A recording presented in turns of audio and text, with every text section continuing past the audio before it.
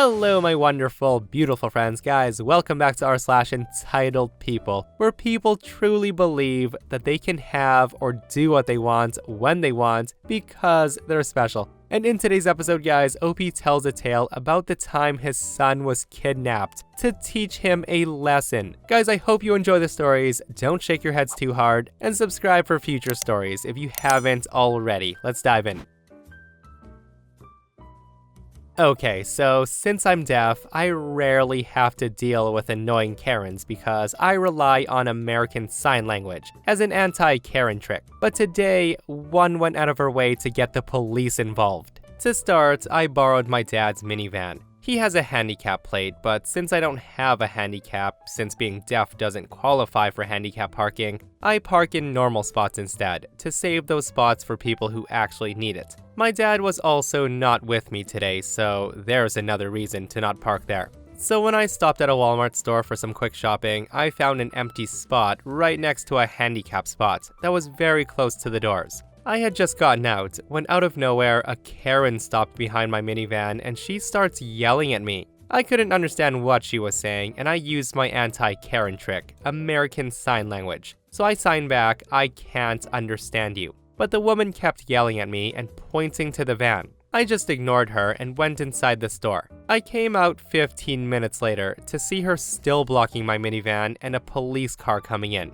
Thankfully for Officer Smiley, I was able to read his lips well, so I was able to understand him without needing ASL or a deaf interpreter. So that's when I found out that Karen had called the police because I illegally parked in a non-handicap spot. And I'm thinking, what the F? I then explained the minivan belonged to my dad, who does use a handicap spot, but since he wasn't with me and I don't need a handicap spot, technically I'm not supposed to use handicap parking spots, and I parked in a normal spot. Karen's reasoning was I had to use a handicap spot because of my handicap plate, and that's the law, and that it was illegal for a car with a handicap placard to park in non-handicap spots. Officer Smiley thought she was just mad because I had a great non-handicap spot in an otherwise crowded parking lot, and she didn't want to walk halfway across the lot in the heat. She was hoping I'd move like she demanded, and her mind broke because I didn't move. I was free to go, and I saw Officer Smiley hand her a ticket, I guess for misuse of 911 service. I still had to wait for her to move her car so I could go home and type this up. If you're the woman with dark-colored pixie-cut hair driving a silver Toyota Camry who called police on a deaf person in a Walmart parking lot today, F you. Guys, like the audacity of some people, right? Like, I've read crazy stories before, but this is a whole new level of what the heck. Like, I don't understand that logic at all. Like, if that was the case, Karen, what are people with disabled placards supposed to do when all the handicap spots are taken? Are they supposed to go home? And I'm also glad the cop gave her a ticket for wasting everyone's time. Maybe that'll teach her. So I used to be homeless. I've been homeless for a long time, on and off most of my life. My early childhood would have me not eating food for a couple of days at a time. I enjoy food. So on a break from chores, I decided to go to the park, get some McDonald's, and enjoy people watching. Stuff I did when I was homeless. As I was walking up to the entrance, I saw this lady asking people at the drive-thru if they could get her a sandwich. Naturally, they said no. So I stood there for a while before deciding to say F it and to get her something, so I called her over. The woman thanked me and in we went. I order off the dollar menu because it's pretty much all I get, and I think it's the tastiest things on the menu. I told the woman that she could get one of the meals if she wanted. The woman orders a number 1, and then she starts to order more meals, and that's when I interrupted her and told her, please don't do that. That's when she pointed to these guys in the parking lot and she waved for them to come inside, which they did. She then told them that I'm being greedy and I didn't want to buy them meals. I told the cashier that I'm not paying for anything anymore, and that's when they all start picking on me, screaming that I'm being a greedy fatty, and they start to get in my face. Luckily for me, the manager, who looks like he just got out of prison and was looking for an excuse to F somebody up, got the guys to leave. That's when the woman screamed that I had to buy her something and she kept ordering stuff off the menu. I told her again that I'm not buying her anything anymore, and I told the cashier I'm only buying things for myself. At that, she does bitch, but eventually she leaves after the manager came back. I'm proud of myself for finally having the courage to say no. I know what it's like to be hungry, and it's hard for me to say no in these situations, but I'm glad I did it today. Yet another example of giving someone an inch and they try to take a mile, guys. Like, at that point, I might have said, look, instead of a meal for each of you, how about I just grab a few burgers and you guys can just share those? But it really does suck that Opie tried to do a good deed and he ended up getting pretty much picked on for refusing to buy everyone else food. And while we're on the topic of food, guys, listen to this post. So this story happened to me personally in 2004. I was working for Pizza Hut.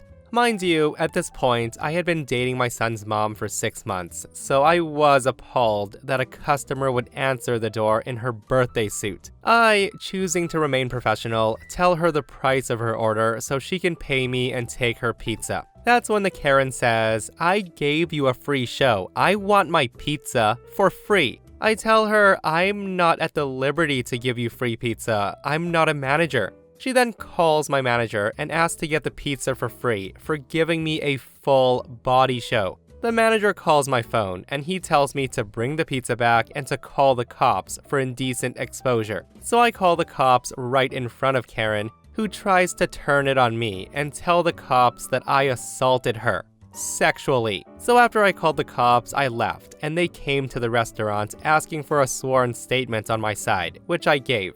After Karen heard that I gave a sworn statement in front of my son's mom, which was then girlfriend, she admitted to perjuring herself when she gave her statement. You know what, guys? It never ever crossed my mind that pizza drivers would encounter insane things like that. But now I realize that anything's possible when you deal with people every day. And you also have to really wonder how often that's worked for that Karen.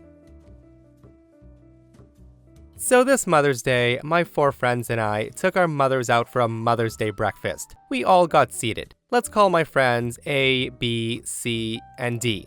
And their moms, Mom A, Mom B, Mom C, Mom D. So Mom A was confused what to order and asked all of us to order food. I order a classic English breakfast with some coffee. Our food arrived, and by now she had ordered, and after about 5 minutes, her food came too. I hadn't even started eating as I was on call with my professor about research work. When I got back, Mom A told me that I can't eat my food, because since she ordered a similar order and if we both have the same thing, it won't be a Mother's Day special breakfast for her. Hearing her say that, I was confused as well as others. We thought she was kidding, and that's when I start to eat. I had just had a bite of sausage when she shouts that I don't know how to respect elders and I can't obey a single thing. That's when I politely say that we're all having our own breakfast and paying for ourselves and our moms. And as a grown-up, I can have whatever I want. At this, she was furious and she left the restaurant. So did my friend A, without paying, of course. We had to pay on his behalf.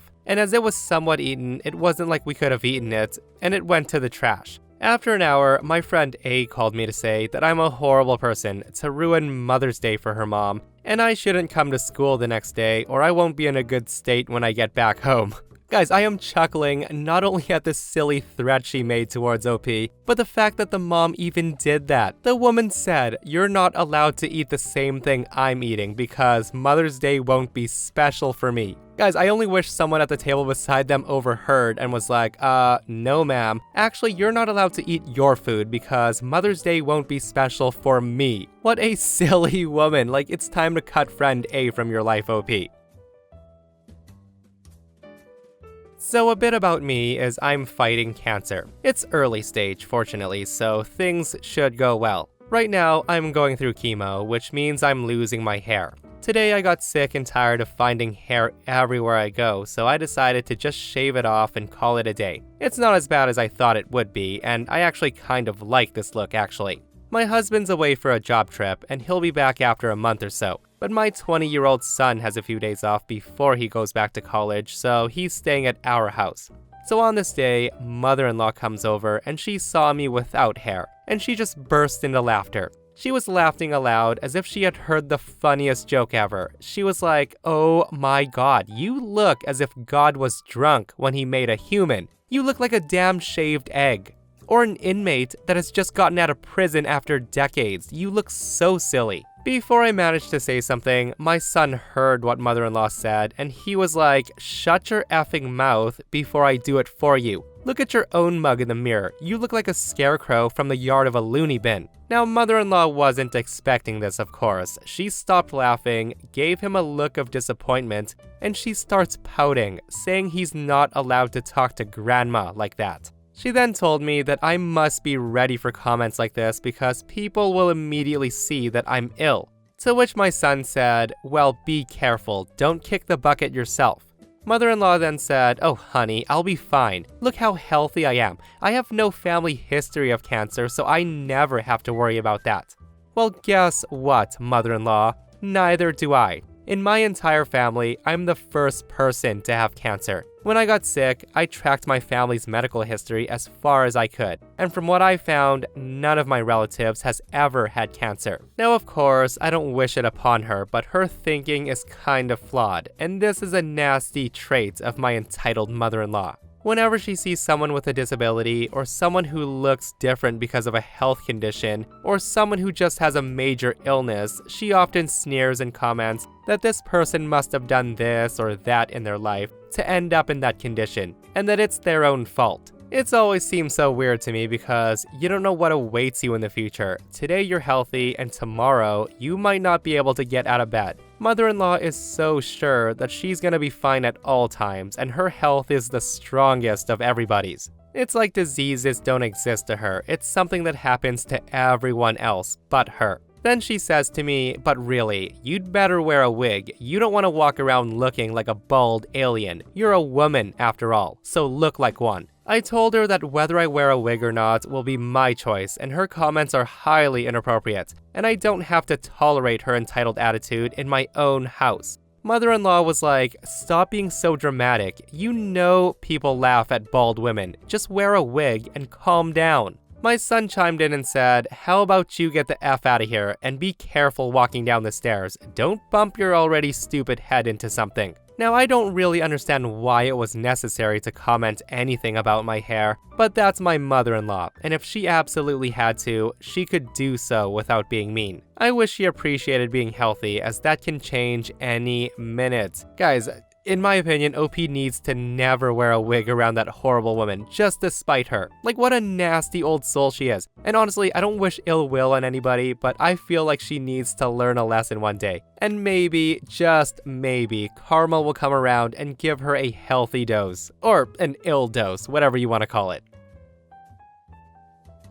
This happened back when I visited a pub in Dublin. In the pub, you can sit and disregard your responsibilities, and you can spend hours reading, drinking, chatting, playing board games, cards, and listen to old men tell tall tales, one of which you're about to hear right now. I chose to read a book and stay all day drinking pints and relaxing. The pub had a fair bit of history, so I figured it was a good part of town to take my leisure and to just hang around for about 6 hours or so. It was around 3 p.m. by this point, and I had been there since 10 o'clock, and I had about 5 pints. I'd also gotten a fair chunk of my book read, and it was busy but not too loud. Until, however, a particular group of girls came into the pub. Now, I did hear them before I saw them, and they were fresh off the plane with their suitcases in tow. They're all wearing sweatshirts with big letters on them, saying to me that they all went to American universities. There were no seats left in the pub, and I was sitting at a corner table and had about 4 unused stools around, which anyone was welcome to take or join me. All of a sudden, one of the girls starts screaming at me saying, "Excuse me, we want to sit here." To which I say, "Oh, you can if you'd like, there's plenty of room." The girl then says, "No, sorry, you don't understand. We want you to move so we can sit there. You're taking up 1 spot at a table for 4. I tell the girl, "I'm not ready to move yet. Why not sit down here with me? It's perfectly fine. I don't mind the company." At that, they proceed to whine and groan that they just want to enjoy the pub and that I'm being really selfish. One of them even went to get the manager to get me to move. So the manager arrives with one of the girls leading the way, and she points at me saying, "This guy won't move." The manager of the pub wasn't very pleased with being torn away, and he says to her, "And why would he? He's been here all day." It was at that point they all turned on him, complaining about the service and demanding that they were gonna take their business elsewhere. And that's when the manager says, okay then, that's for the best I think, because there's no room here for you and your big suitcases anyway. He gave them some nice recommendations in the area, and away they went. The barman comes over with a card reader asking if I wanted another pint, and mentioned that I looked pretty comfy, so I didn't look like I wanted to move. I then proceeded to have a couple of more pints, chuck a $5 in the tip jar, and get the F out after that. Someone else could have been using that table. How selfish of me. So apparently, reading through the comments, guys, a lot of people are saying that the group of girls totally missed out on the pub culture in Ireland, as it's very normal to share tables with complete strangers to get to know one another, which sounds totally awesome. So basically, my mother-in-law wants us to have children, and she's been begging us to have kids, and we won't. My husband finally told her about his vasectomy, which did seem to shut her up, and all further interactions with her have been of the annoying type. Well, yesterday, mother-in-law told us that she had purchased a burial plot for her and father-in-law, and how she's pre-planned a funeral and wanted to start working on long-term medical requests and power of attorney documents. All good things. Then she starts to tell us about her estate and all the money she has. Father-in-law tries to change the subject, but no, we have to talk about this as a family. Well, mother-in-law gets a smug look on her face, and she goes on about how their estate will be divided up.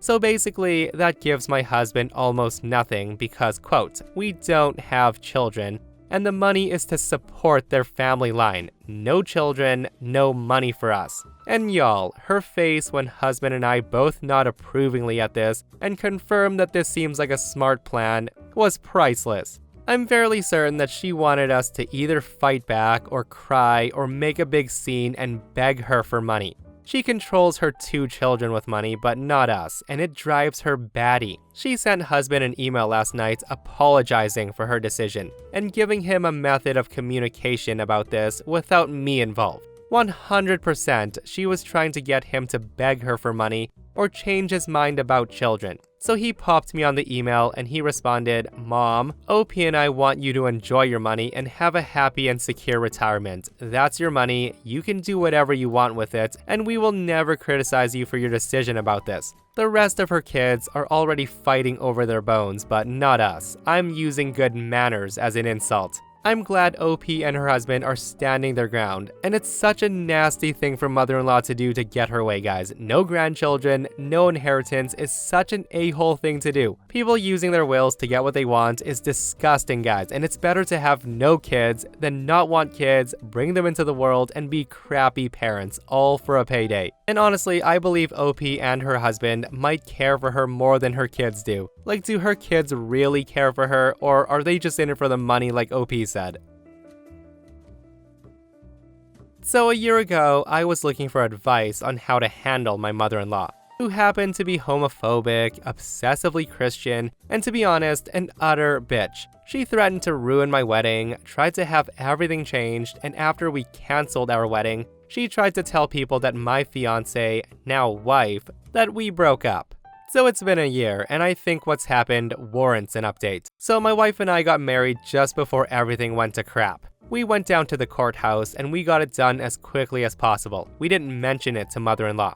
My wife and I agreed that we would have a ceremony at some point down the line. Things are going well. We've kept it from mother-in-law that we got married. We keep our rings off around her, and it seems we're at somewhat peace. Mother-in-law is still preaching every day how us being together is wrong, and she still attends church. Things are decent. We keep the peace so we can have access to my wife's minor brothers, who are 9 and 12. Well, one day, mother-in-law's at our house to watch our son for us. We get home, and we've forgotten to take our rings off, and mother-in-law finds out. She freaks out. She throws a temper tantrum asking how dare we get married without her knowing, but she eventually calms down. We plan to get together at her house to talk about it since mother-in-law is hurt, understandably. So on the day we go to mother-in-law's house, we had to bring our son with us since we couldn't find a babysitter. But that was fine, since wife's brothers got along well with him. We sit down and talk with father-in-law first, and we make small talk. Mother-in-law's gone out to the grocery shop and she'd be back soon. We were hoping she'd hurry up. At some point, father-in-law tells us that mother-in-law's late, and we're thinking, that's fine, we can reorganize this meeting for another time. That's when we go and grab our son to leave, and we can't find him, or my wife's brothers, and we panic. We get frantic, while father-in-law just sits there. We then call the police, tell them that we can't find the boys, and they come over to help us try to find them. They search the whole neighborhood. And after asking father-in-law again and again why he's not doing anything and remaining calm, he tells us that mother-in-law has the boys. It took the police the rest of the night to find mother-in-law and the boys,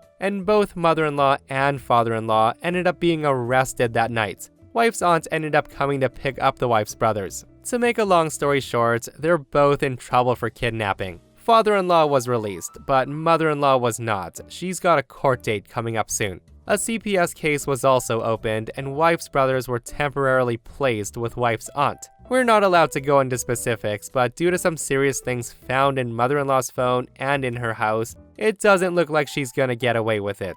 I've been doing my best to comfort wife, and since then, all three of us have gone into therapy. We're doing well, and I'm happy to report that I don't think we'll have to deal with mother-in-law ever again. Yeah, so I don't know what the heck she was thinking, guys. Like, what was mother-in-law's endgame in all this? Like, I get you don't want your daughter to be married to OP, but did you really have to kidnap their kid? And did she really expect OP and his wife to do nothing about it when she ran off with the kid? Like, guys, I read a lot of stories, and this has gotta be up there as one of the dumbest things that someone's ever done. And for father-in-law to know the plan and just sit there nonchalantly while OP and his wife were frantically calling 911 looking for the kids is baffling. Like, throw that guy in jail too. And that, my friends, brings us to another end of our / entitled people. Guys, I hope you enjoyed today's stories. I hope you didn't shake your heads too hard. And if you're not subscribed, consider subscribing so you don't miss these crazy stories. And if you missed yesterday's episode on the channel, it's an r/petty revenge, where a super psycho Karen thinks it's a great idea to harass OP online, and she gets her career destroyed. Go check it out if you haven't, and myself and Stevie Boy will see you guys in the next one. We love you.